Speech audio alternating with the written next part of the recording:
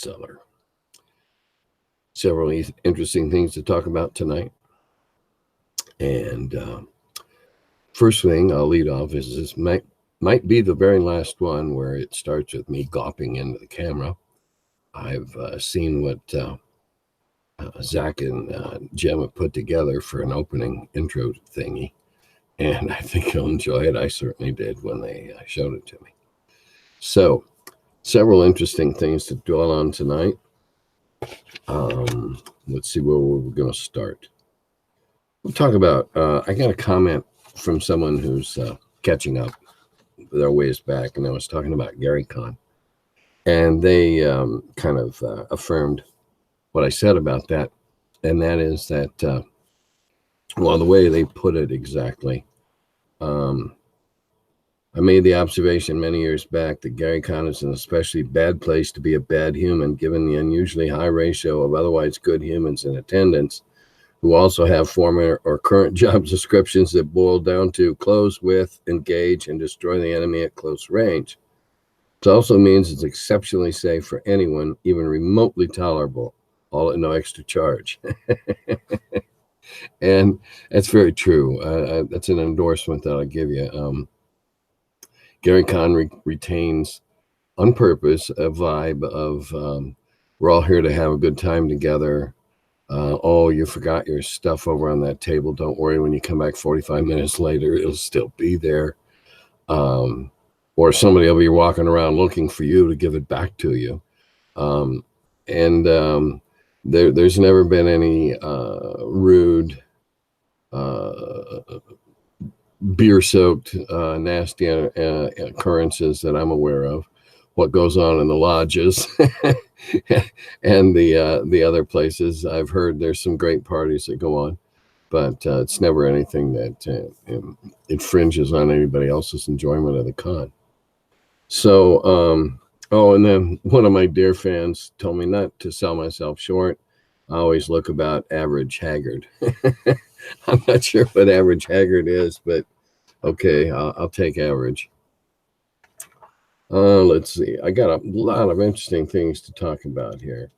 Okay, let's start off with smart weapons and dumb fighters.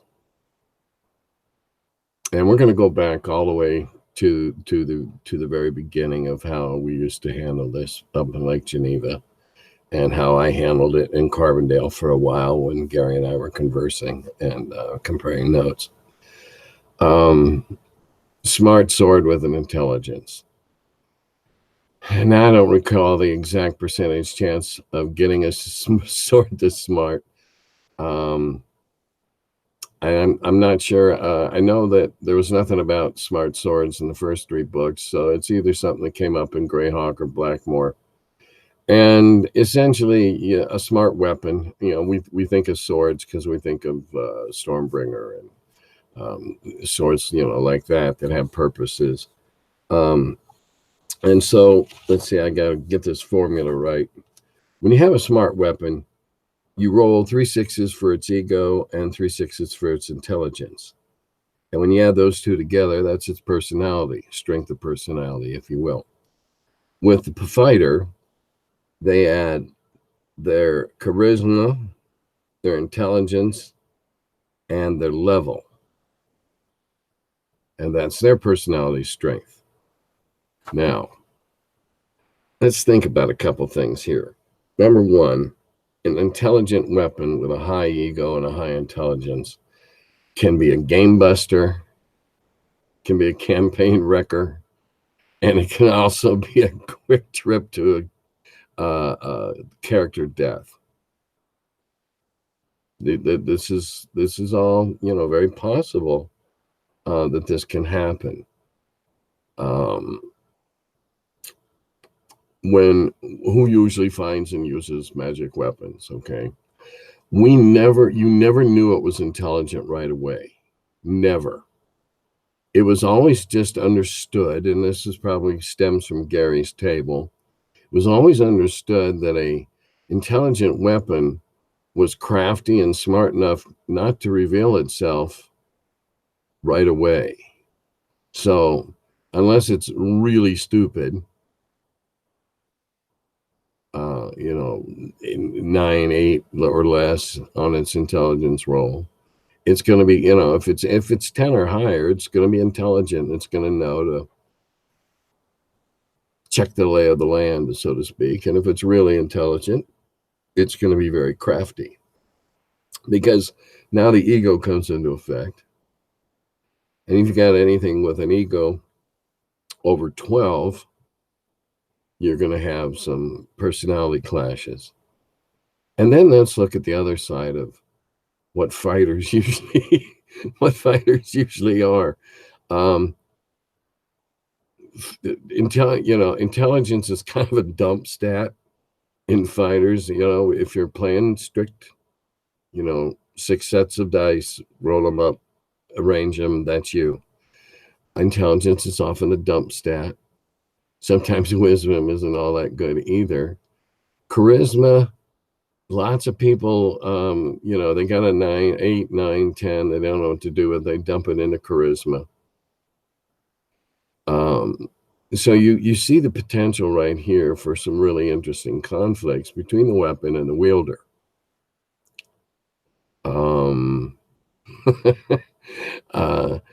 A friend was telling me today about how back in the day when they were playing and they were younger and played all the time, he had used the old standard rules of go to your DM, tell him what you want to create, and he'll tell you how much it's going to cost and how long it's going to take and everything.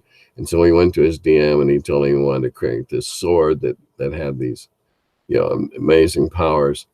And he spent all his gold and he was out of the campaign for months crafting this sword. And when he brought it back, it was just so incredibly, he couldn't even carry it. He had his big flunky ogre or something like that carry it for him. And in the course of the campaign, the sword was lost and recovered by a big nasty thing that was a servant of Tiamat. And that servant of Tiamat was destroying them all with the sword that he had created himself. And it's not a bad thought to think about, hey, anything you put into the game that's really, you can't guarantee who's going to pick it up, who's going to just, you can't even guarantee where it's going to end up in the party. One fighter can pick it up and it's pretty smart, but I like my weapon, okay, and he could give it to the other fighter who's, you don't know where it's going to go unless you're railroading them. When I said it could be a PC killer, if you've got a high ego sword with a low intelligence, but it manages to take over, well, this thing's going to be going, come on, let's go, let's fight them, come on. It's only 3 ogres. Come on, we can take them. And if the player character doesn't resist the urge, he's going to charge out there and end up dead. So smart weapons, intelligent weapons with high egos can be game busters. And if they're not happy, if you manage to get one of these weapons and you manage to reach an equilibrium with the weapon, and this is possible to achieve over the course of a campaign, you achieve this equilibrium with this weapon. When it's unhappy, like Stormbringer, when it's unhappy, it may not do for you what you're used to having it do. However you structured it, whether it heals you like Stormbringer or gives you extra energy or absorbs hit points or, whatever you have this intelligent weapon do. Now, Gary, God bless him, went into this long, involved table chart thing in first edition AD&D about swords taking damage and how the big, long mathematical formula changed every time. Nah, too much stuff. We just kind of played them the way we wanted them to go, and then we let them roll, let them loose, and you just watch what happens, how it moves through the campaign. I once one time gave away 3 universal antidotes. And in my campaign, a universal antidote fixes anything once. And but when I left all those months later, only one of them had been used. One was in the original owner's hand, and the other one had changed hands twice already for huge amounts of money. Okay, I realized that those were kind of game busters, but not nearly what an intelligent sword or axe or, a shield that screams, let's attack, insults its enemies. Because any kind of weapon or anything to do with fighting can be magical and could even be intelligent if it goes into your story. And with that, we'll segue into something else. That was one of the questions, responses that I get. Okay, I'm going to read it to you. I'm going to read a couple of these to you that I verbatim. I never identify people, either if I'm agreeing with them or if I'm ridiculing them. I never identify anybody. I think it's interesting to think about how my games have evolved since the early 80s. Early on, we focused on world building and the players created guilds, researching magic, and all funded through adventuring. Today, the games are story driven with an immense sense of urgency, not giving the players time to do much else. Kind of makes me want to reach back and run a campaign like that. Yeah, I agree with you. I'm still working on the world that I created way back then called Makanda, and I have a word. I have a special little message here for all the people that have been giving me shit about how they think Bullette ought to be pronounced, because if it's French it's this, and if it's not French it's that. Blah, blah, blah, blah, blah, blah. It's Boule because it's in Makandarin, the language of my world. So there. So anyway, I'm still building my world. I have backstories about previous ages, little Tolkien-esque perhaps, or just a little detailed setup before you get rolling. So you know about things that have happened and tips off some old ancient animosities and ancient alliances and things like that. It's background if I was going to do a world book. And then I have a map with all the land masses on my on my world that I created with a generator that I found years and years and years ago. And I just kept playing with it until I found one that said, yeah, that's it. And so in my campaign in Carbondale, I had a recurring backstory of the Qualish, the mythical, is he still alive, is he dead wizard that they were searching for, tracing, trying to find the key that would unlock his laboratory and all the secrets therein, and perhaps clues as to where he'd gone, and adventures along the way, et cetera, because they were, they needed the money to live. And it was very, very detailed. But I learned something from that, and that was that, and this may be why it's changing today.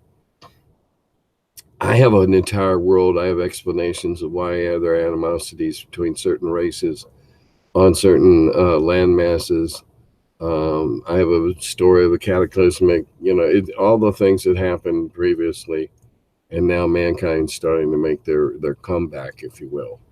And so the traditional races are considered the good races, though I may eventually make elves what they always started out to be, and that was chaotic good or chaotic neutral. And there was the occasional chaotic evil, and chaotic being capricious, not prone to do the same things twice necessarily, or act the same way, or take a front the same way, whatever, full of serious mischief. Um, that's the way my world is going to work. Dwarves are going to be taciturn and standoffish, and it'll be the rare one that comes forth to adventure, and it'll be the rare humans that decide to work with one. Okay, I made all these, I wrote all this stuff up, spent hours doing it. It's nowhere near complete. Today, we don't play like that. Today, if I was starting out, well, I have recently. When I start out to write an adventure, I script everything out, backstory, explanations, etc. If I'm going to start a new campaign, a new face-to-face game with some old friends here that I used to play with, and maybe some new ones to flesh it out, I would not do anything more than an overall backbone, a spine, if you will, and a couple interesting adventures to get it rolling. There's not any point if you say that you're going to let the players evolve the game for you, write the dialogue, if you will, you waste all your time doing much of any kind of detail. I can remember back in the early days, I'd spend an entire week of my spare time figuring out a page and a half of a level and everything in it, and all this good stuff, drawing it up, shading it real nice, and that. Even though they never got to see the maps, I'd like them good for me. And they wouldn't take half the turns I was hoping they'd take, and so huge portions of the dungeon ended up empty. Or not empty, but unexplored, actually, empty of adventurers. And so, okay, now if I was going to sit down and start a face-to-face, I'd have 5 or 6 story elements that I would work in one way or another, and a bare bones outline of this first meeting together and what they're going to go seek to do, and then let them write it from then on. And when one of my elements looked like it'd work into a way they were going, bingo, I'd put it out in front of them and then see where it went. I wouldn't spend all the time, hours and hours of prep. There are people that do that. I'm going to talk about a different campaign in a little while, where the person was extremely meticulous in mapping everything out and keeping track of everything. I'll use good old Jolly Blackburn's Knights of the Dinner Table again. If you follow that strip, you'll know that Brian wrote down everything that ever happened, everybody they ever talked to. He had journals, stacks and stacks of journals of everything, because he would write these amazingly detailed after-action reports. And we'd catch poor old BJ on totals and sums and stuff, petty crap. So, yeah, I kind of like to go back and drop people into my world and let them learn what it was like. But I can see why people aren't doing that nowadays. I never felt the urge to go play in another setting. I never even felt the urge to go play in the Pedal Throne, because it was so foreign. It was so weird, and I couldn't pronounce 3 words out of 5. It's a hug you? What? It's got a hug me? No, it's got 3 arms with swords. Okay. I never, and I'm not knocking anybody that did. If you read the Ravenloft novels and you want to go play in that world, I completely understand that. I never had the urge to go play in somebody else's world. I used to make worlds. I still make worlds. My hubris. Haggard hubris. Let's see what else we got. Okay. Somebody asked me, did I ever play in Dave Arneson's Blackmoor, and how did it differ from Greyhawk? Well, sad to say, no. I was never invited to play in Dave's actual game with Dave running it.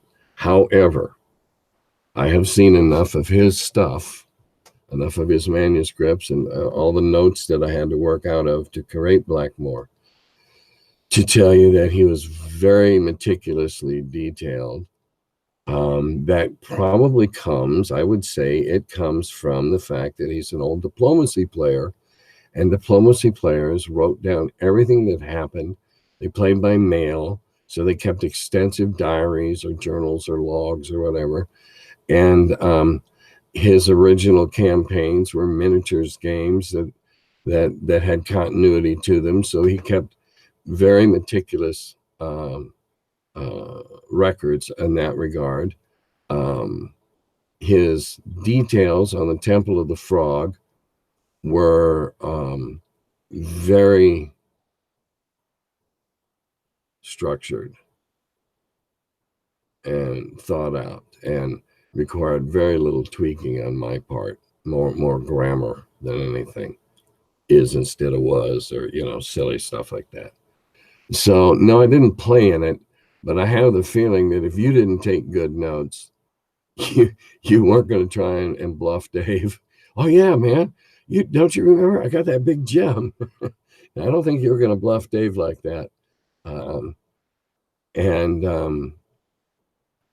Beyond that, I can't really say. But I suspect that he had a very detailed, very hierarchical system to his world that would fit his personality, part of his personality.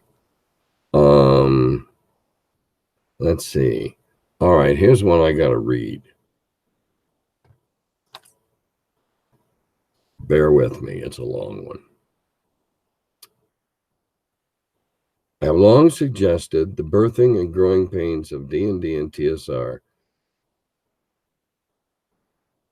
went through I got to put my glasses on, I apologize.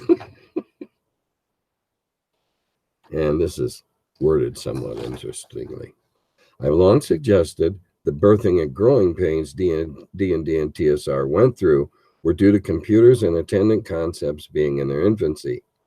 D&D rules were derived by describing and codifying the attributes of Gary's home campaign, Greyhawk.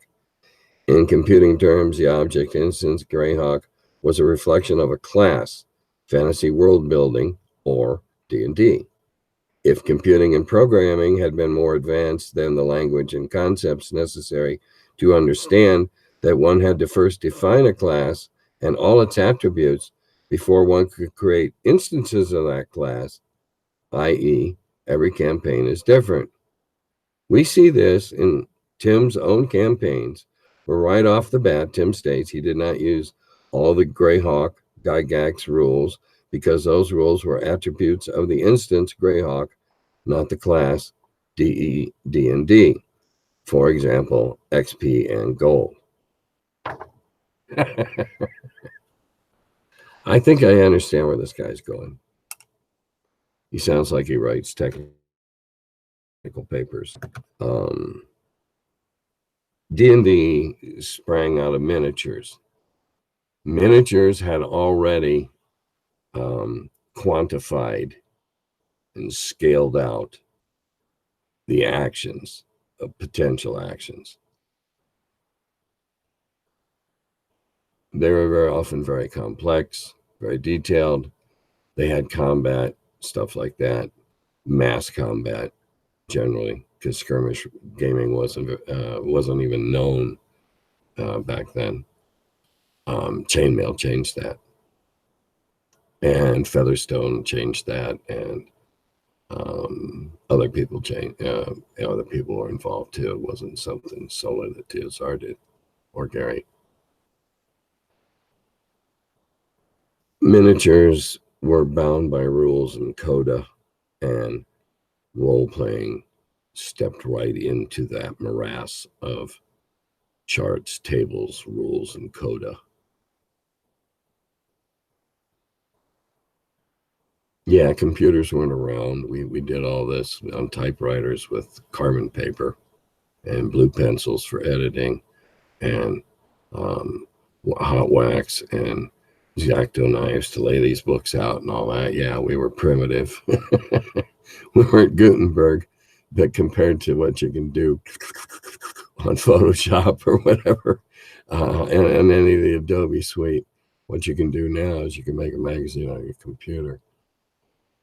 Pardon me.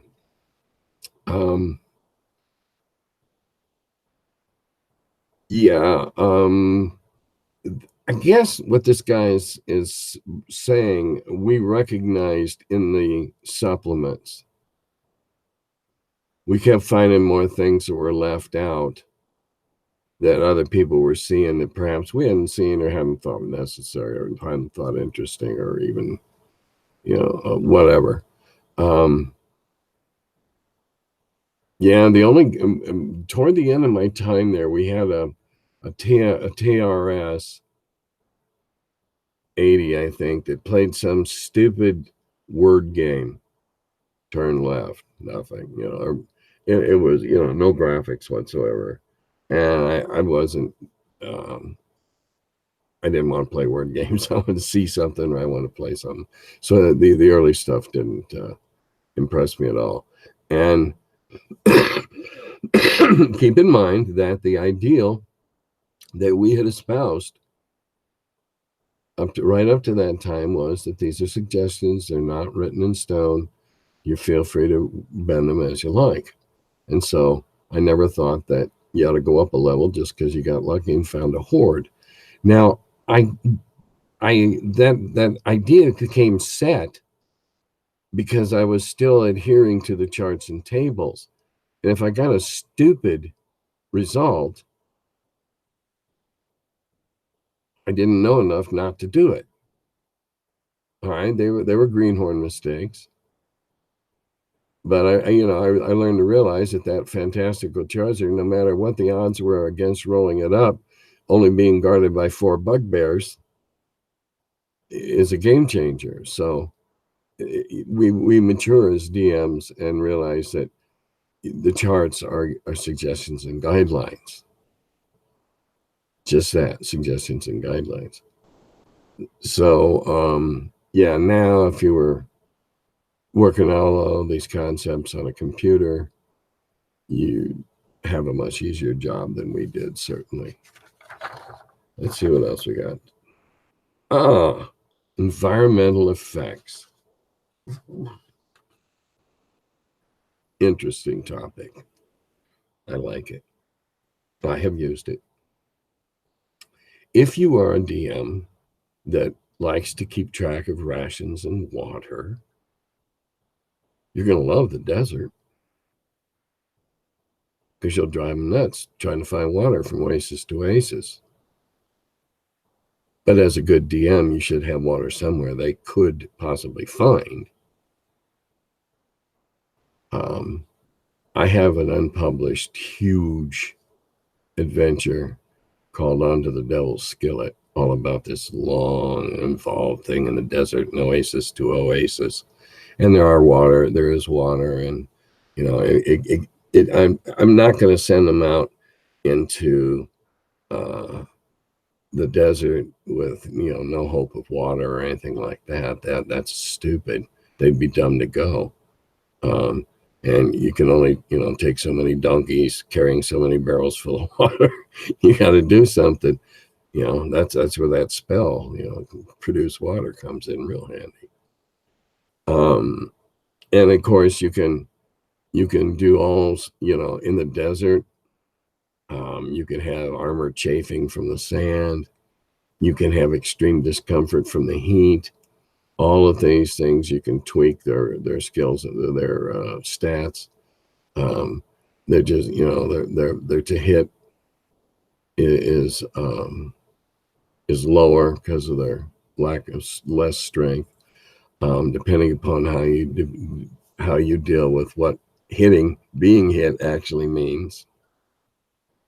You can drop their armor a class or two because they're a little slower to dodge because of the heat, the lassitude produced by the heat, or possible dehydration. Depends on how hideously you want to treat your group. I wrote an adventure for a Gary Con where the party has to go through the what do I call it? The whistling. Anyway, I have a glacier that's full of holes, And when the wind blows through, it makes weird and eerie sounds. And the holes are big enough for a normal sized man to walk in. Of course, they're circular, so they're ice. And if it's daytime, the holes that are not way into the glacier are wet and slippery. So I make, allowances for stuff like that, trying to mark walls that are melting is another problem the group will have, because they have to get through this thing then to go where they have to do the thing. But there's this really nasty thing that lives in this thing and makes all these holes. And it was a new hideous monster I made up that lives in the Arctic, but it breathes fire. Well, it breathes an immense cone of heat. Anyway, steam. First time somebody threw a fireball down an ice tunnel, the steam. So yeah, I can make it. Now there's two ways you can make the weather affect the group.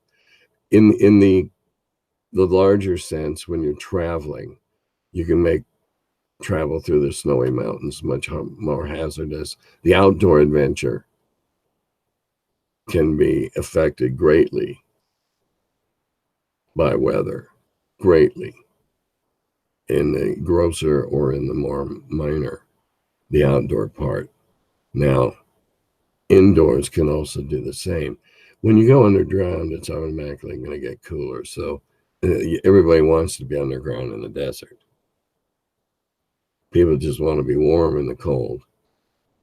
And unless they carried in bundles of firewood, they're not going to be very warm. They're going to have to get through it before they start slowing down. So yes, I do have weather effects when they're extreme. Bows don't work real well in the rain because the strings get wet. Even if he keeps a dry string, it's only going to work 3 or 4 times before it's stretched out of shape. And you can have the effects of weather on the weapons, ruin the bowstring, corrode the sword, rust the chainmail, spoil the food, pollute the water with acid rain. That's not even fantasy. So yeah, I use environment sometimes as an element of what I'm writing, what it works in.